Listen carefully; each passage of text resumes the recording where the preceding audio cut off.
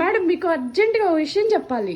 మా కజిన్ ఏమన్నారు తెలుసా, మనం అంటే ఇంట్లో కూర్చొని ఆడవాళ్ళు, మనం అంటే ఆడవాళ్ళు అనమాట, ఇంట్లో కూర్చొని హ్యాపీగా టీవీ చూసుకుంటూ ఓన్లీ అన్నం కూర మాత్రమే వండి పెడతామంట. వాళ్ళేమో జాబ్స్ చేసుకుని కష్టపడి వస్తారంట, మనకి ఇంకేం పని లేదంట. కళ్ళు పగిలిపోతాయి అలా అన్న వాళ్ళకి. ఏంటి కళ్ళు కళ్ళు కనిపించట్లా?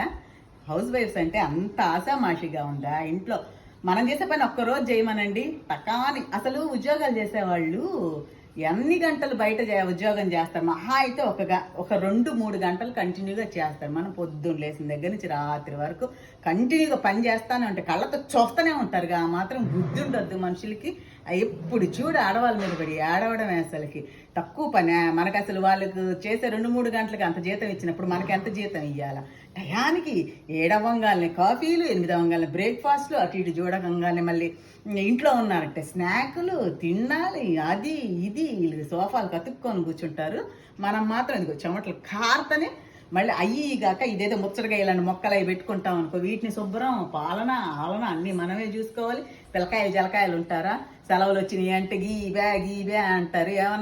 ఎవరన్నా నానా అది కావాలని అడుగుతారా? అమ్మ నాకు అది కావాలి, అమ్మ ఇది కావాలని అంటారు. వీళ్ళు మాత్రం టీవీ అలా రిమోట్ చేతిలో పట్టుకొని చూస్తుంటారు.